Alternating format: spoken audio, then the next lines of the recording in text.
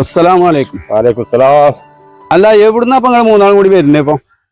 ഞങ്ങൾ അങ്ങാടിന്ന് പീടിയേക്ക് അല്ല ഇതല്ല നിങ്ങളിപ്പം പുറത്തൊന്നും കാണല്ല. എന്താ ഇപ്പത്? ഞാനൊന്ന് പഞ്ച് അപ്പൊ പിന്നെ അങ്ങോട്ടും ഇറങ്ങലില്ല.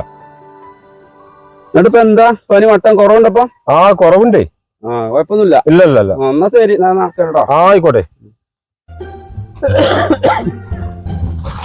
അല്ല ഇതാക്ക നിങ്ങൾക്ക് ഇപ്പൊ അതിന്റെ അടിയിൽ എന്താ പനിച്ചത്? നിങ്ങൾക്ക് പനിച്ചപ്പോ നമ്മളറിയാതെ അല്ല നിങ്ങൾ കാര്യം പറഞ്ഞാൽ നിങ്ങൾക്ക് ഇപ്പൊ അതിന്റെ അടിയിൽ പനിച്ചോ? ഇനിയിപ്പോ നിങ്ങളോട് സത്യം പറയാലോ, എനിക്ക് പറിച്ചോൻ വിചാരിച്ചിട്ട് പനിയൊന്നുമില്ല. ഞാൻ ഓനോട് വെറുതെ പറഞ്ഞ, അല്ലെങ്കിൽ ഓരോന്ന് ഇങ്ങനെ കുത്തി ചോദിച്ചു, അതുകൊണ്ട് പറഞ്ഞ ഒരു പനിച്ചില്ല. എന്നിട്ട് എന്താ ഇപ്പൊ നിങ്ങള് ഓൻ പറഞ്ഞ മാതിരി പെരേത്തന്നെ കുത്തിരിക്ക്? നിങ്ങൾ അങ്ങനെ ഇരിക്കുന്ന ആളല്ലല്ലോ.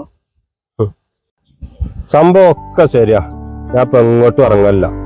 അതിന്റെ കാരണം എന്നറിയോ, ഞാൻ പുറത്തേക്ക് ഇറങ്ങിയാണ്ട് തിരിച്ചു വരുമ്പോ എന്റെ പേരക്കുട്ടികളുണ്ടാവും ഇനിയും കാത്ത് പേരന്റെ മുമ്പത്ത് കാത്തിക്കണം. എന്തിനറിയോ, ഓൾക്ക് വല്ല മുട്ടായോ പലഹാരോ ഓൾക്കാരെ അപ്പ വരുമ്പോ എന്തെങ്കിലും കൊണ്ടുവന്ന് അത് കൊണ്ടുപോയി കൊടുക്കുമ്പോ എന്റെ കുട്ടികളെ മുഖത്തുണ്ടാകുന്ന സന്തോഷം ഉണ്ടല്ലോ, അത് കാണുമ്പോ എന്റെ മനസ്സൊന്നറി.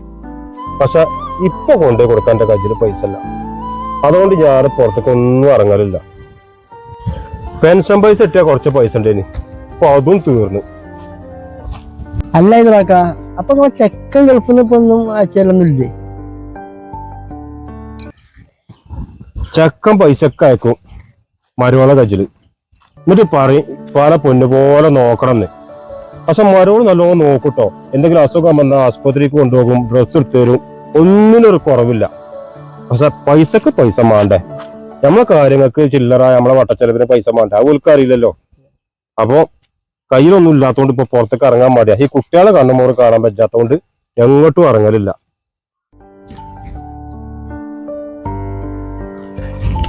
അപ്പൊ അങ്ങനെയൊക്കെയാണ് കാര്യങ്ങള്.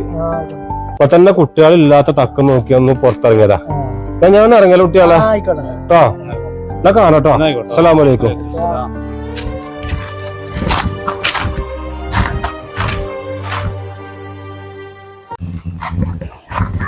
പാവുണ്ടല്ലേ മൂപ്പര വർത്താനം കേട്ടിട്ടേ പാവം തോന്നാം. അല്ലെങ്കിൽ ചില മക്കളുണ്ട് അങ്ങനെ. ഇപ്പൊ മൂപ്പര അവസ്ഥയിലാണ്, മൂപ്പര മരുവോള് മൂപ്പര പൊന്നുപോലെ നോക്കുന്നുണ്ട്. നോക്കണ്ടേ ഇവർക്ക് എന്തെങ്കിലും കുറവുണ്ടോ? ഒരു കുറവില്ല.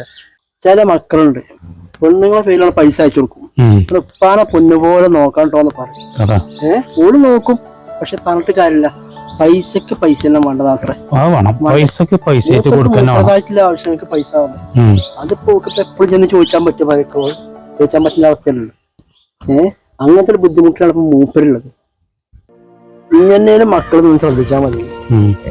എന്താ ഈ പെണ്ണുങ്ങൾക്ക് പൈസ കൊടുത്ത് വാപ്പാക്ക് കൊണ്ടിട്ട് വന്നത് കുറച്ച് ചില്ലറ അയച്ചു കൊടുത്താൽ അത് അയച്ചേക്കാൾ വലിയ സന്തോഷമാണ്. അങ്ങനെ ശരിക്കും അങ്ങനെ അയച്ചു കൊടുക്കണം, അങ്ങനെ വേണം.